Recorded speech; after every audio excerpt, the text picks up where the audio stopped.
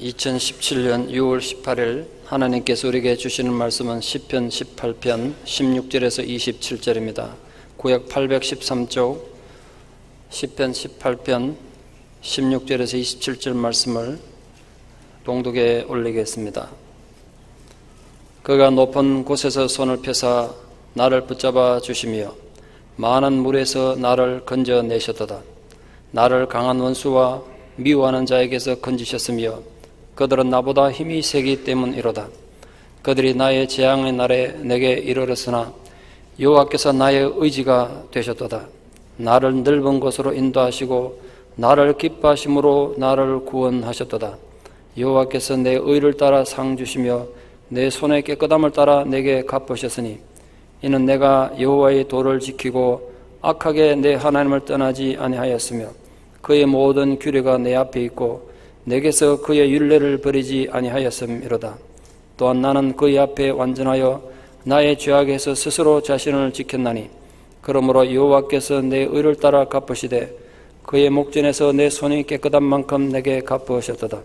자비로운 자에게는 주의 자비로우심을 나타내시며 완전한 자에게는 주의 완전하심을 보이시며 깨끗한 자에게는 주의 깨끗하심을 보이시며 사악한 자에게는 주의 거스르심을 보이시리니 주께서 곤고한 백성은 구원하시고 교만한 눈은 낮추시리이다.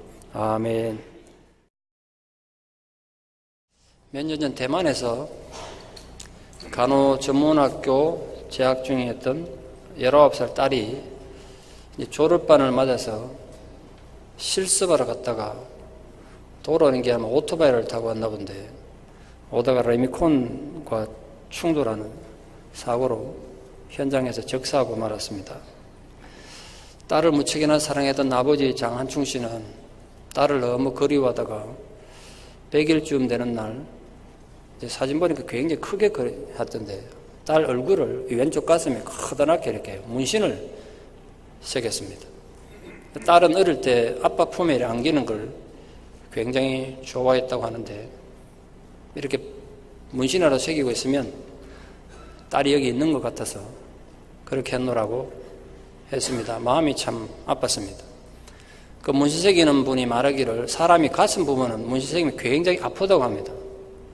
한 5시간 문신을 새겼는데 아버지가 인생하면 안 찡거리고 눈물도 안 흘리고 참는 거 보고 아버지 사랑의 힘이 크구나 그렇게 느꼈다고 했습니다. 딸을 그리워하는 아버지 마음이 느껴지지 않습니까? 이번엔 반대의 경우인데 지난 6월 6일 날 뉴질랜드 오클랜드시에서 34살 된 데니엘 코파 씨가 퇴근하다가 교통사고를 당했습니다. 수술했지만 도저히 장기가 다 파열되고 해서 죽음을 맞게 됐습니다. 그에게는 제일 큰 애가 5살 그리고 2살 이제 생후 8개월 된 쌍둥이 딸까지 어린 딸만 내딛는데 이 어린 딸을 내두고 죽어야 된 아버지 심정이 어땠을까요?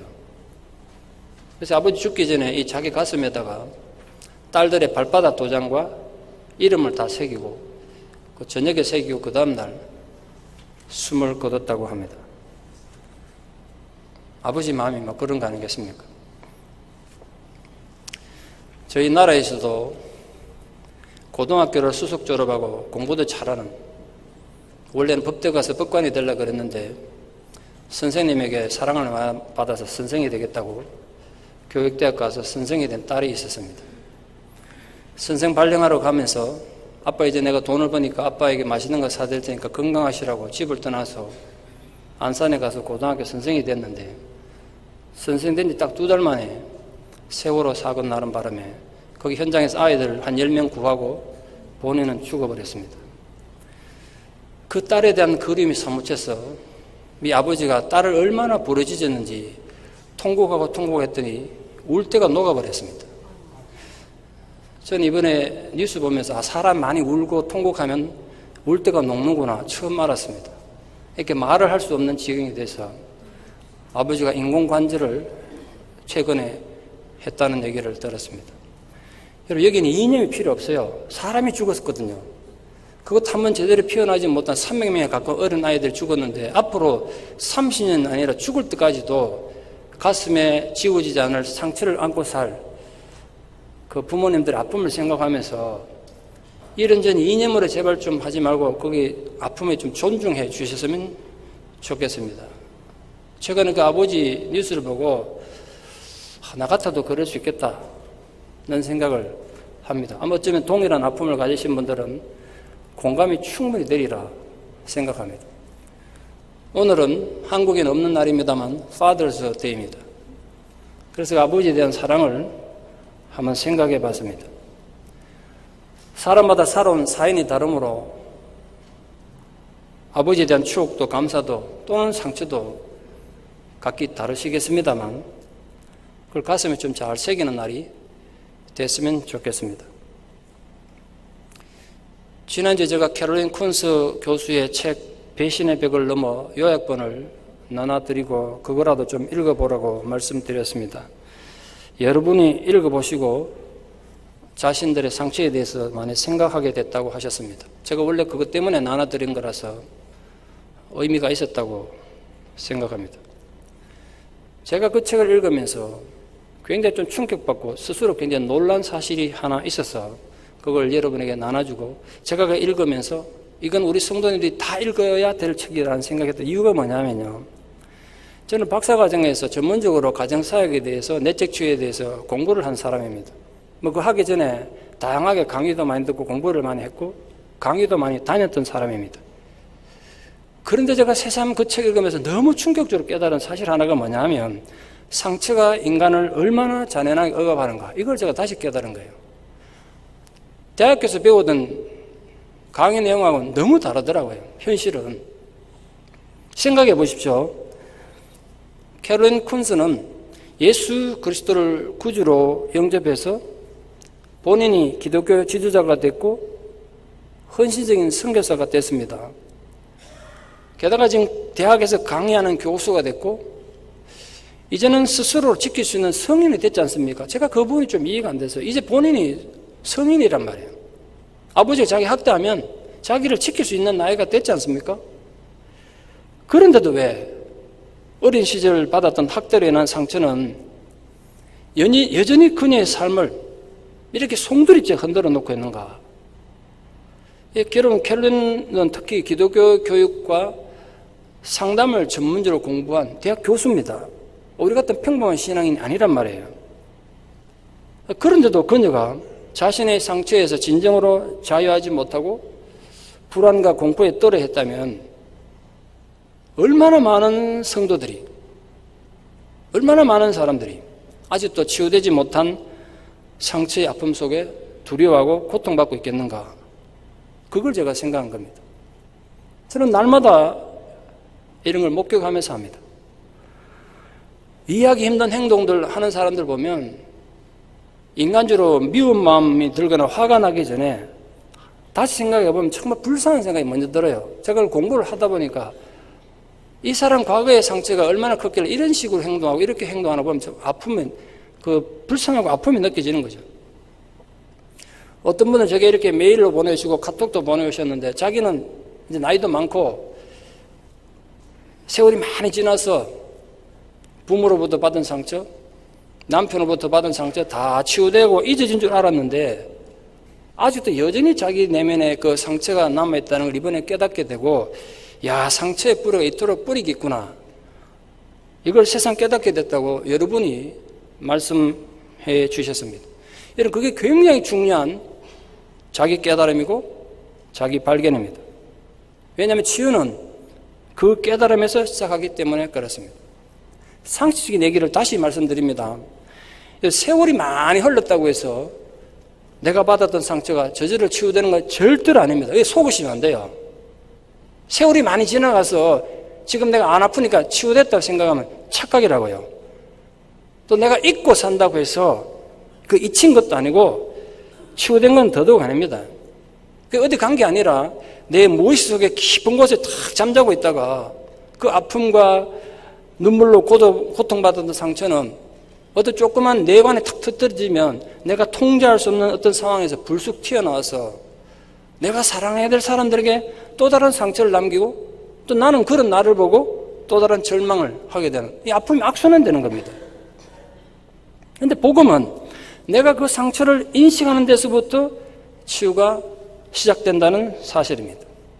여러분, 하나님은 이 캐롤린 쿤토 교수뿐 아니라 여러 모두의 상처와 아픔과 눈물에 관심이 있으세요.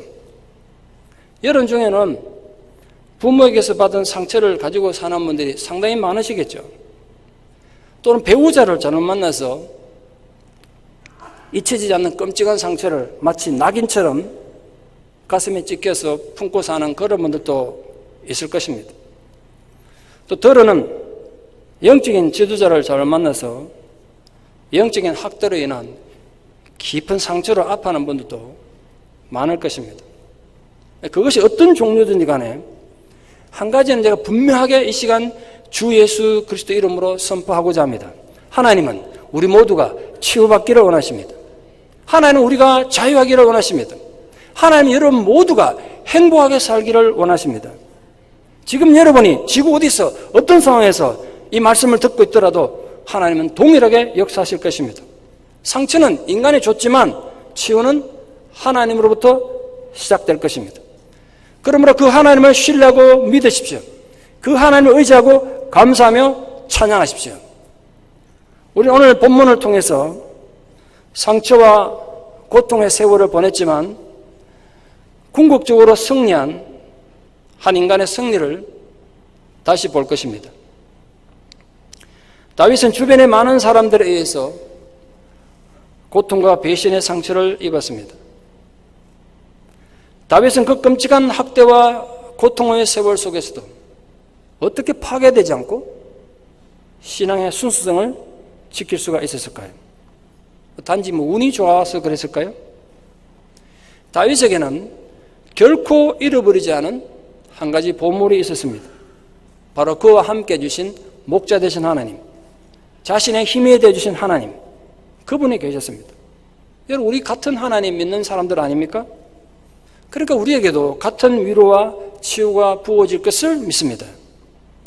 오늘 본문에서 다윗은 분명히 세 가지 구분되는, 마치 두부 모판 딱 자른 것처럼 완전히 구분되는 세 가지 교훈을 우리에게 남기고 있습니다. 첫째, 하나님께서 자신에게 어떻게 도움을 주시고 구원해 주셨는가, 그걸 찬양하고 있습니다. 두 번째, 그런 하나님을 향하여 다윗 자신이 어떻게 행동했는가, 어떻게 순종했는가, 이걸 간증하고 있습니다. 마지막 세 번째로 이 시편 18편이 온 국민이 제사 드릴 때 함께 드리는 찬양이라고 그랬습니다. 그 찬양을 드리는 백성들과 오늘 우리를 위해 주신 신앙적 교훈이 그 뒷부분에 있습니다.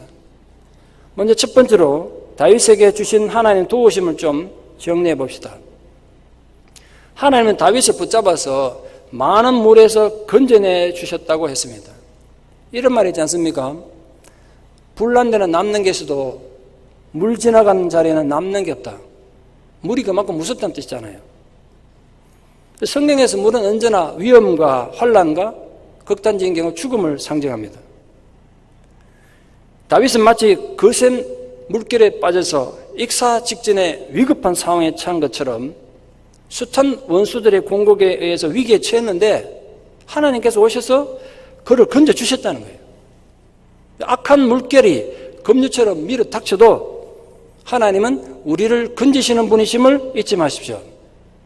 또한 두 번째로 강한 원수와 미워하는 자에게서 자신을 건져주셨다, 그 고백하고 있습니다. 강한 원수는 물리적인 위협의 적이라면 자기를 미워하는 자는 정서적 적을 의미한다고 생각합니다. 유언비어나 거짓말로 모함해서 다윗을 공격하는 거죠. 강한 자와 다윗을 미워하는 자는 다윗 일생 동안 다윗을 괴롭혔던 모든 원수들을 가리키는 말 분명하겠습니다만 아무래도 대표적인 사람은 사울왕 아니겠습니까? 캐롤린 쿤스가 아버지로 인해서 받은 상처가 평생 고통받고 자유를 누리지 못하다가 아버지 죽고 나서 비로소 평화와 자유를 누리고 이렇게 책을 쓴 것처럼 다윗 또한 그를 계속 괴롭히던 사울이 길보아 산에서 블레셋과 전투 가운데 죽고 나서야 완전한 자유와 평화를 누리게 됩니다. 그래서 하나님이 자신을 건져주셨다고 찬양하고 있는 것입니다. 또한 다윗의 원수들은 이 다윗에 대해서 유언비어와 거짓을 많이 퍼뜨렸습니다. 굉장히 고통스러울 것 같아요. 다윗의 진심은 그게 아닌데 온갖 추악한 소문들이 모함한 말들이 돌아다녔다고요. 성경에 직접 기록된 것도 있지만 직접 기록되지 않았지만 그 상황에서 행간을 읽어야 되는 내용도 또 많습니다. 그걸 제가 좀 정리해 봤습니다. 다윗에 대한 다양한 험담들과 모함들. 첫째, 다윗은 반역자라는 것입니다. 표면적으로 보면 자기 장인인 현직 왕에 대해서 도전해서 도망다니는 자 아니겠어요? 그게 반역자인 거야. 두 번째로 노략질과 강도란 겁니다. 그가 강도처럼 왕국을 훔쳐갔다고, 왕국을 장악했다고 비난받습니다. 뭐 그런 건 성경에 기록되어 있다고요. 세 번째, 선동가였습니다. 왕국이 이렇게 진 태평성대를 구가하는데 다윗 때문에 나라가 혼란스럽게 됐다. 다윗은 그런 나쁜 선동가다. 그런 비판을 받았습니다. 넷째는 잔해남에 대한 악평입니다. 다윗은 여러 건의 살인사건의 배후였고 위험한 방법과 야비한 권모술수로 자신의 업무를 수행했다는 비난을 많이 받았습니다. 이런 적들의 비난으로 인해서 다윗이 정서적으로 상처를 많이 받은 거예요. 얼마나 마음이 위축되고 마음이 아팠겠어요. 이에 대해서 다윗은 하나님 앞에서 자신이 정직하게 행동하고 진실하게 행동했다는 걸 지금 항변하고 있습니다. 하나님은 모든 것을 알고 계시지 않습니까? 그 다윗은 하나님의 명령 없이는 아무것도 행하지 않았던 그런 사람이란 말이에요. 그래서 다윗은 그 모든 모함, 자기를 미워하는 자들에게서 하나님께서 자기를 건져주셨다라고 간증하고 있습니다. 세 번째 더 중요한 건 자신의 재앙의 날에 하나님께서 의지가 되어주셨다. 그렇게 표현하고 있습니다. 다윗은 자신의 대적들로 인해서 극도로 공경에 처한 날들을 재앙으로 표현하고 있습니다. 악한 대적들은 온갖 교활한 방법으로 다윗을 죽이려고 시도했습니다. 그러나 여호와께서 다윗이 의지할 수 있는 의지가 되어주셨다면 사람의 힘으로는 도저히 구원받을 수 없는 상황에서 하나님은 비인격적인 비난과 환경적인 위험들을 해결하고 다윗을 구원하신 것입니다.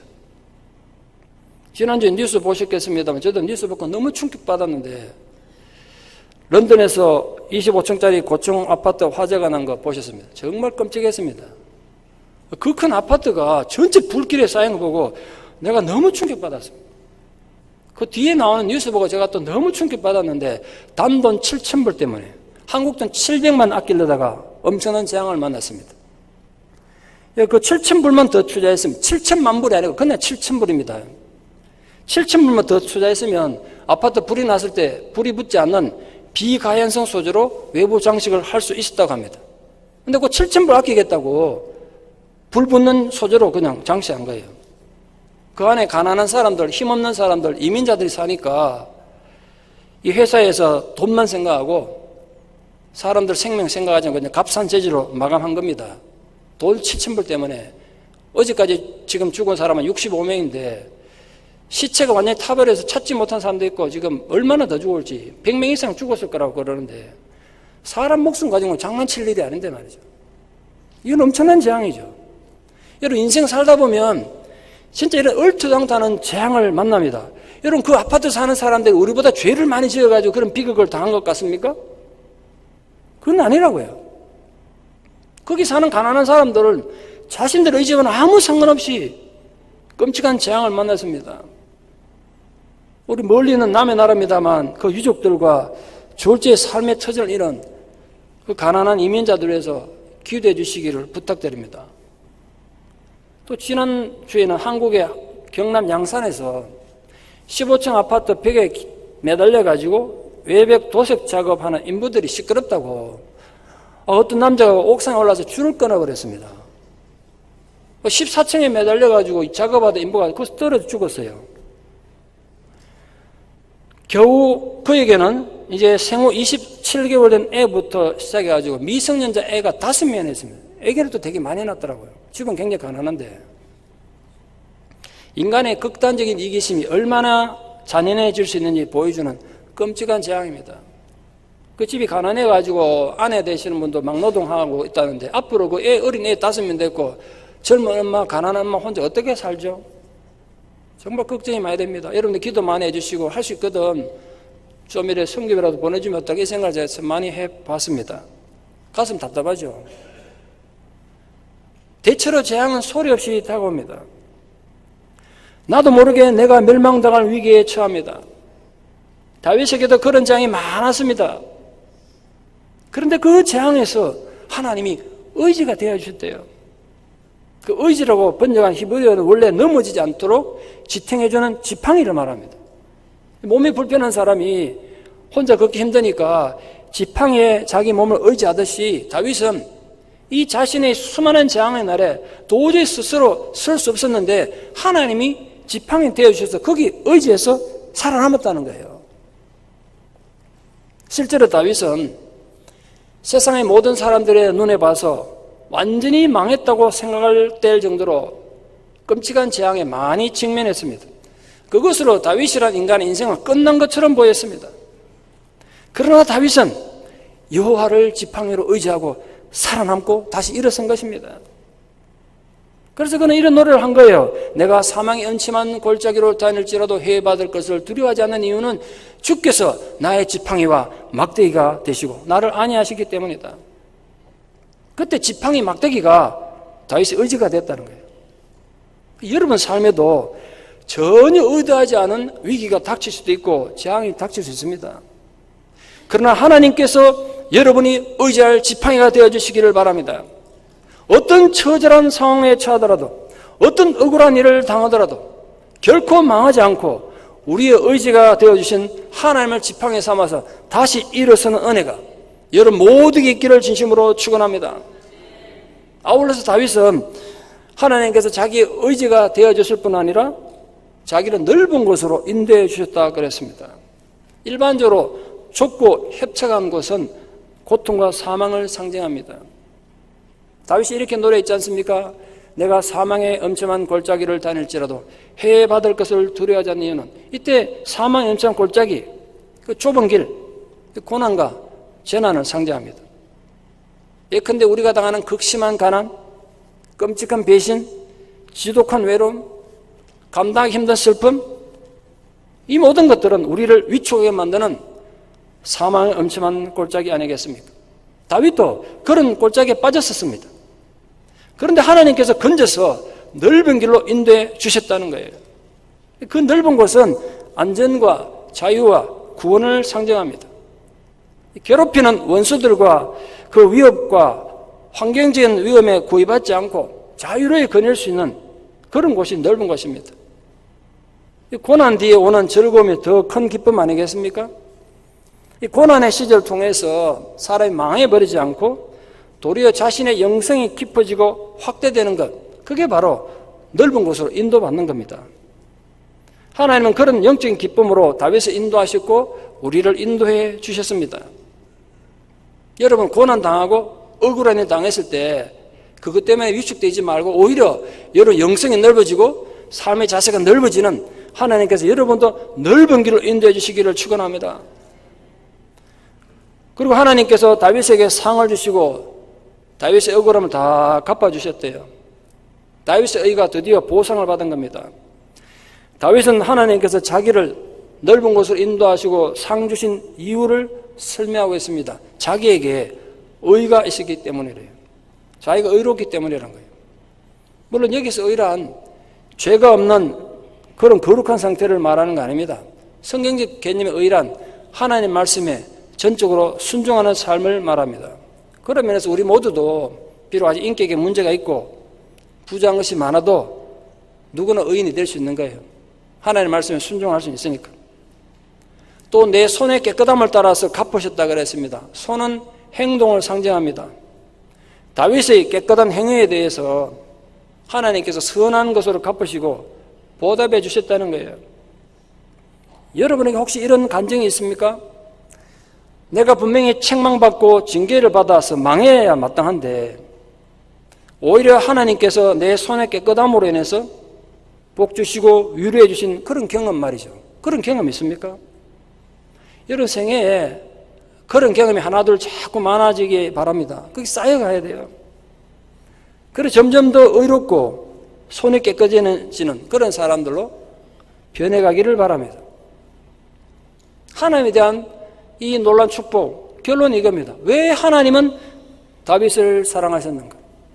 왜 하나님은 오늘 우리를 사랑하시는가? 이 질문은 답이 없습니다. 천사들조차도 이 신비를 풀지 못합니다. 여러분 아십니까?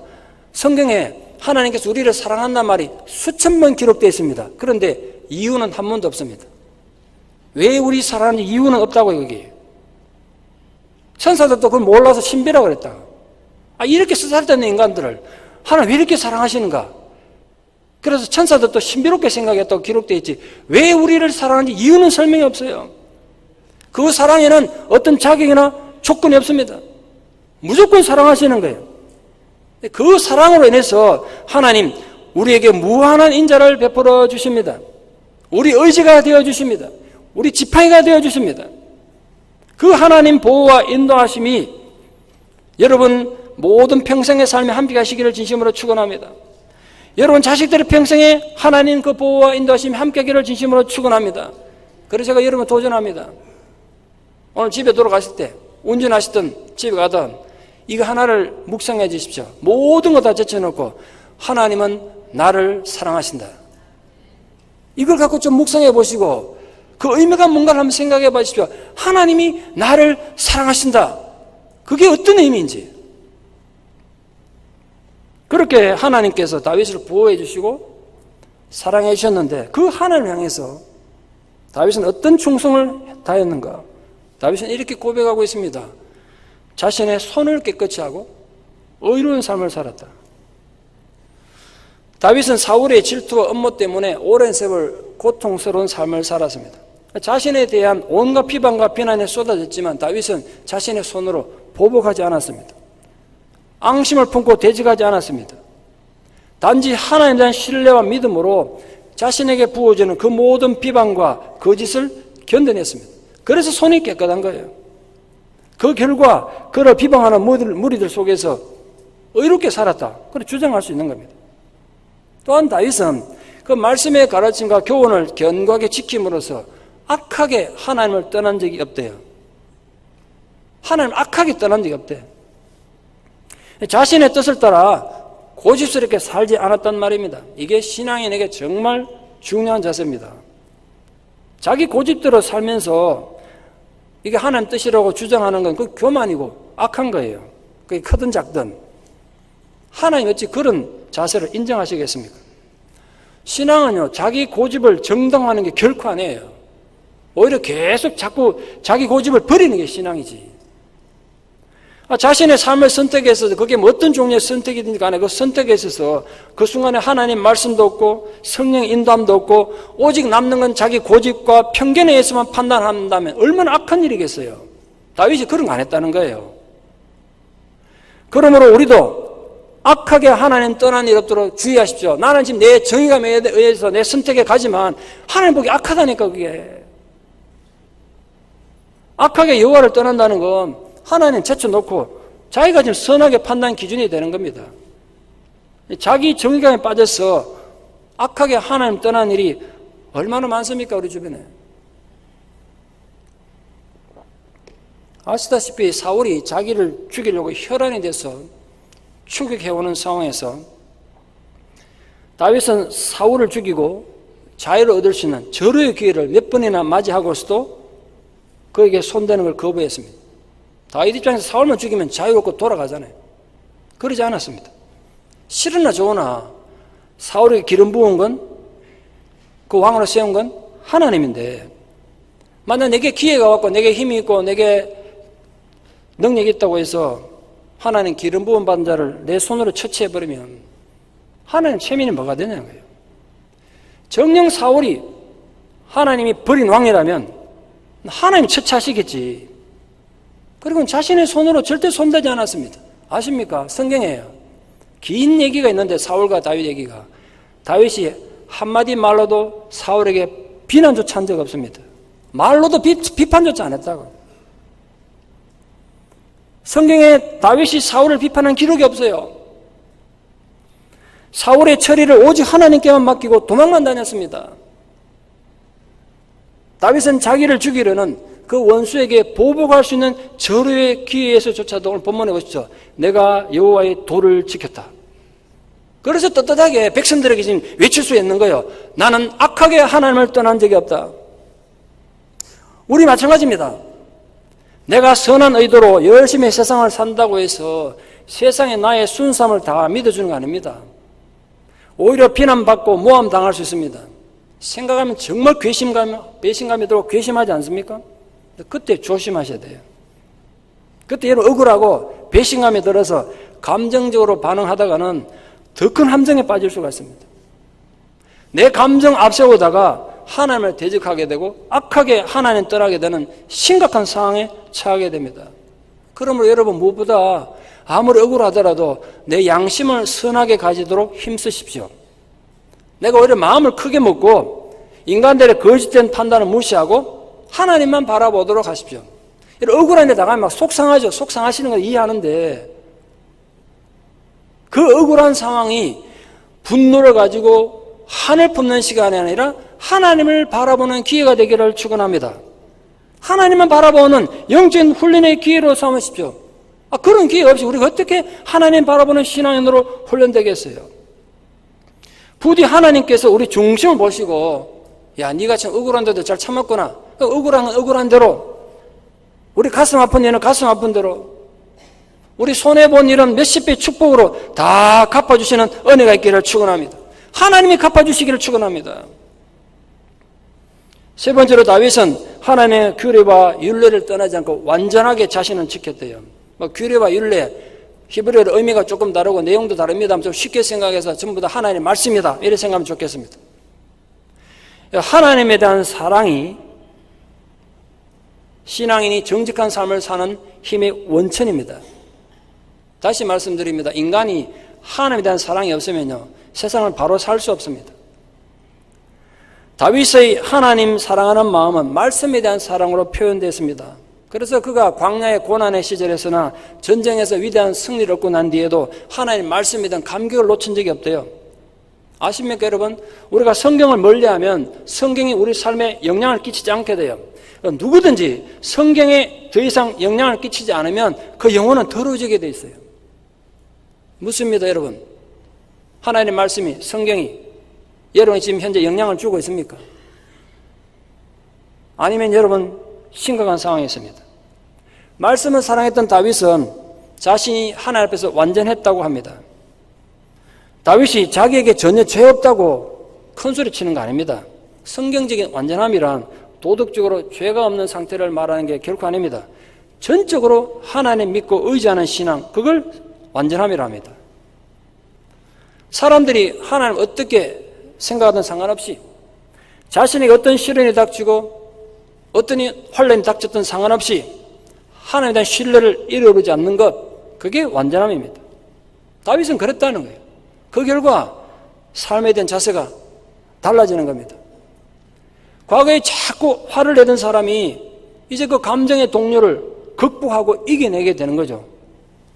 또 늘 절망하고 불평이 습관이 됐던 사람이 그 환경을 극복하고 감사를 고백하게 되는 사람으로 변하는 겁니다. 이런 변화된 신앙의 성숙한 모습들이 죄인인 우리들이 하나님 앞에 완전해지는 방법입니다. 또 다윗은 자신을 죄악에서 스스로 지켰다고 했습니다. 여러분, 어떻게 사람이 자기를 완전히 지킬 수 있습니까? 이 너무 교만한 소리 아닌가요? 오직 하나님만이 인간을 지킬 수 있지 않습니까? 다윗은 자신의 힘으로는 결코 자신을 지킬 수가 없다는 것을 너무나 잘 알았습니다. 그래서 그는 내 영혼을 소생시키시고 그렇게 노래하면서 자신의 영혼을 소생시켜 주시는 하나님을 의지한 거예요. 결국 하나님 앞에서 자기가 완전하고 스스로 지켰다는 건 하나님 앞에서 자신의 부족을 인정하고 진실하고 하나님만 붙잡았다는 뜻이에요. 다윗이 하나님을 신뢰함으로 자기를 지키지 않았다면 사울을 죽일 수 있는 절호의 기회가 왔을 때 성급하게 그냥 사울을 죽였을 거예요. 그런 다윗의 역사는 많이 달라졌을 것이고 이스라엘 역사도 많이 달라졌을 것입니다. 그러나 다윗은 자신을 지켰습니다. 자신의 감정을 지키고 자기 정의감의 유혹에서부터 자신을 지킨 것입니다. 그래서 그는 백성들 앞에서 내가 하나님 앞에 완전하였노라고 감히 고백할 수 있는 겁니다. 우리는 우리 자신을 지킬 수도 없고 스스로 도울 수도 없습니다. 우리는 선한 생각을 품을 수도 없고 순간순간 악한 유혹과 사탄의 공격에 너무나 무너지기 쉽습니다. 우리의 온전함은 오직 하나님으로부터 옵니다. 우리 자신의 연약함을 알고 늘 하나님의 도우심을 간구하며 기도하는 우리가 되기를 바랍니다. 이런 순결한 기도는 순결한 축복을 가져와요. 기도를 좀 순수하게 한번 해보십시오. 하나님의 응답도 순수하게 다가올 것입니다. 그러나 만약 우리가 마음을 하늘 향해서 냉랭하게 가지고 못되게 가지면 여러분과 관계된 모든 것이 힘들어질 겁니다. 사업하시는 분들은 사업이 힘들어질 것이고 인간관계는 자꾸 꼬여들 것이고 내면에는 기쁨도 감동도 사라지고 마음이 사막처럼 황무지로 변할 것입니다. 하나님은 우리 삶의 태도에 따라와서 우리 자세에 비례해서 축복과 책망을 내려주십니다. 부디 말씀에 대한 올바른 반응으로 자신의 손을 깨끗하고 잘 지켜서 하나님을 기쁘시게 하고 또 그 하나님으로부터 놀라운 축복을 받아 누리는 복 있는 성도님들 되시기를 진심으로 축원합니다. 마지막 세 번째로 다윗은 백성들을 향해서 오늘 우리를 향해서 두 가지 교훈을 합니다. 하나는 위로고 하나는 경고입니다. 오늘 본문에 네 가지 위로가 있고 두 가지 경고가 있습니다. 하나님은 우리가 거룩하게 살도록 도와주시고 우리가 그 거룩함을 지키면 하나님이 기뻐서 상을 내려주십니다. 예컨대 학생이 선생님 가르침을 잘 따라서 공부 잘해서 우등상 되면 학교에서 우등상 받죠. 상은 학생이 받지만 사실 그 상의 영광은 학생이 아니라 그를 잘 가르친 선생님 거 아닙니까? 그처럼 우리가 하나님 앞에서 거룩함을 지켜서 상을 받지만 우리가 받은 상의 진정한 영광은 하나님께 돌아가는 겁니다. 여기서 굉장히 중요한 신앙의 보편적 원리가 하나 있습니다. 인간에게 베푸시는 하나님의 다양한 보상들은 하나님을 향한 우리 인간들의 마음가짐과 행위에 따라 결정된다는 사실. 다윗은 지금 자신의 경험을 통해 이 원리를 확신하고 있습니다. 그 첫 번째 위로를 이렇게 줬습니다. 하나님은 자비로운 자에게 하나님의 자비를 나타내신다.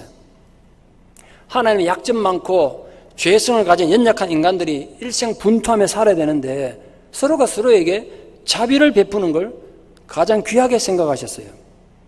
그래서 자비를 베푸는 자에게 내가 또 자비를 베풀겠다고 말씀하셨어요. 내가 이웃에게 자비를 계속 베푸는 자가 되기 위해선 하나님 자비가 내게 와야 되는 거예요. 하나님 자비가 내게 있어야 남에게 자비를 베풀 수 있는 거죠. 내게 하나님 자비가 없으면 이웃에게 자비를 베풀 수가 없습니다. 우리는 자비를 베푸는 자가 되기 위해서 하나님 자비가 필요하고 그 자비 베푼 후에도 선한 결과를 얻기 위해서 또 하나님 자비가 필요합니다. 여러분 부디 서로 자비를 베풀며 사십시오. 하나님도 여러분에게 자비를 베푸실 겁니다. 자비는 무자비한 자에게서 등을 돌린다는 말이 있습니다. 부디 자비를 베푸는 자가 되시면 그러면 하나님의 자비하심이 여러분에게도 풍성히 부어질 것입니다.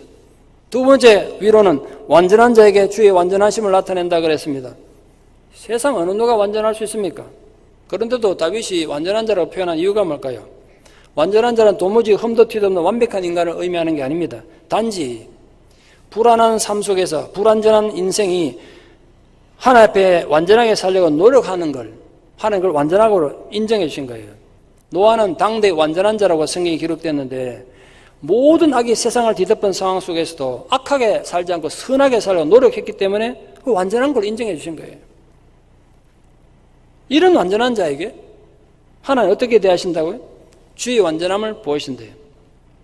사람이 하나님 향하여 행하는 대로 하나님도 사람을 대하세요. 우리가 하나님을 기쁘시게 하면 하나님도 우리를 기쁘시게 하실 겁니다. 하나님 우리에게 말씀하실 때 우리가 그 하나님 말씀에 응답하면 우리 부르짖음에도 하나님 응답하실 겁니다. 그러니까 여러분 하나님을 순전하게 믿고 순종해 보십시오.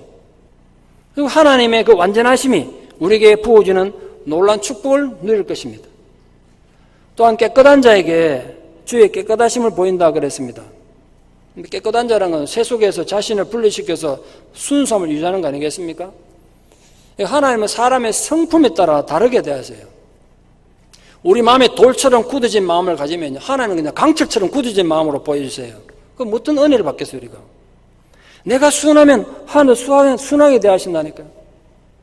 내가 심성이 고약하고 늘 따지기 좋아하고 그러면 하나님은 내게 고약하게 대하시고 늘 따지신다고요. 내 심령이 청결하면 하나님도 청결하게 대해주세요. 그래서 예수님께서 팔복 가르치실 때 심령이 청결한 자는 복이 있나요? 어떤 복을 받는다고요? 천국을 볼 것이다. 하늘나라를 본다는 거예요. 내 심령이 깨끗하면 주의 깨끗함을 본다는 게 그런 뜻이란 말이에요. 그리고 마지막 네 번째로 공고한 백성을 구원하신다 그랬습니다. 우리가 영적인 슬픔을 겪을 때 사람한테서 위로받기 어렵습니다. 사람이 사람 위로하는데 한계가 있잖아요. 이 세상에 그 무엇으로도 위로하는 게 불가능해요. 오직 하나님 손에서만 위로를 받습니다. 그런 공고한 백성에게 하나님 기적 같은 구원을 약속하셨습니다. 근데 끝으로 두 가지 경고를 말했습니다. 사악한 자에게 주의 거스르심을 보이신다. 이 사악한다는 원래 단어 뜻이 삐뚤어지다, 왜곡되다, 교활하다 이런 뜻입니다. 사물에는 사건을 바로 보지 못하고 맨날 빼딱하게 털어보는 거예요. 세상에 늘 꼬여있는 사람을 말합니다. 근데 그런 자에게 하나님 뭐 하신다고요? 하나님의 거스르심을 보인대. 이 거스르심을 보인다는 의미가 뭐냐면 씨름할 때 상대방이 업어치기 들어오면 내가 그 도로 업어치기로 상대를 너무 때리는 걸 말합니다. 상대가 공격하는 방식 그대로 되갚아준다는 뜻입니다. 우리가 하나님께 삐딱하면 하나님께 삐딱한 그대로 갚으신다는 뜻이에요. 그게 사악한 자에게 거스름을 보이신다. 마지막으로 교만한 눈을 낮추신다 그랬습니다. 하나님이 교만을 싫어하는 건 다 아시죠? 정말 싫어하세요. 교만한 자를 대항하여 전쟁을 선포했다는 말이 성경에 있을 정도니까 이 사실 하나만으로도 우리는 할 수 있거든 겸손하게 살아야 됩니다. 우리가 겸손하지 않고 조금이라도 교만하면 하나님은 진노와 형벌을 통해서 억지로라도 겸손하게 만드세요. 말씀의 결론을 맺습니다. 다윗이 자기가 말씀을 잘 지키고 자신의 의로움으로 구원 얻었다고 찬양한다고 해서 인간이 자기 힘이나 자기 공로로 구원받을 수 있는 건 결코 아닙니다. 인간이 죄와 형벌에서 구원받을 수 있는 유일한 길은 오직 하나님 은혜뿐입니다. 다윗이 강조한 건 딴 게 아니라 하나님 은혜를 입고 구원받은 사람은 하나님에 대한 절대적인 신뢰와 순종을 통해서 더 크게 하나님 앞에 인정받는다는 거예요. 다윗은 원수들에게 핍박을 받고 고난 중에도 세상과 타협한 적 없고 하나님을 신뢰했습니다. 다윗의 그 경건한 삶은 하나님부터 선한 보상을 받았습니다. 사망 위기에서 구원을 받았고 기쁨과 자유를 보상받았고 하나님과 사랑 앞에서 마침내 존귀한 자가 되었습니다. 여러분에게 그 감정이 있습니까? 내가 하나님 앞에 경건하게 살고 믿음의 순수성을 지켰더니 부족한 나에게 하나님이 이렇게 선한 보상을 주셨다는 그 감정이 있습니까? 여러분 자신만의 감정을 가지고 사십시오. 세월은 흘러가는데 언제 요단강 건너갈지 모르는데 늘 상처나 받고 시험에 들면서 아까운 세월 낭비하는 건 정말 어리석은 일이고 엄청난 손실 아니겠습니까? 그러므로 신실하신 하나님 아버지께서 여러분을 거센 세상의 풍파 속에서 건져내 주시기를 축원합니다. 강한 원수와 여러분을 미워하는 모든 자에게서 건져주시기를 바랍니다. 예기치 못한 여러분이 당한 재앙의 날에 하나님께서 여러분이 의지할 수 있는 의지가 되어주시기를 바랍니다. 여러분의 고달픈 현실에서 넓은 곳으로 인도해 주시는 은혜가 있기를 축원합니다. 그리고 여러분의 모든 인내와 수고와 순수함에 대하여 하나님께서 엄청난 복 주시는 은혜가 있기를 진심으로 축원합니다. 기도드리겠습니다. 사랑의 아버지 하나님, 연약하고도 어리석은 인간들이 세상을 어찌 승리하며 살 수가 있겠습니까?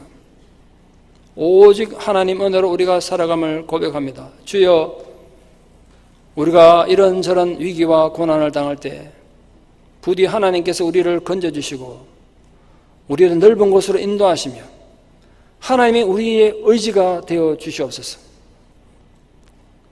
정말 우리가 자비함으로 하나님 자비를 얻는 자들이 되기를 바랍니다.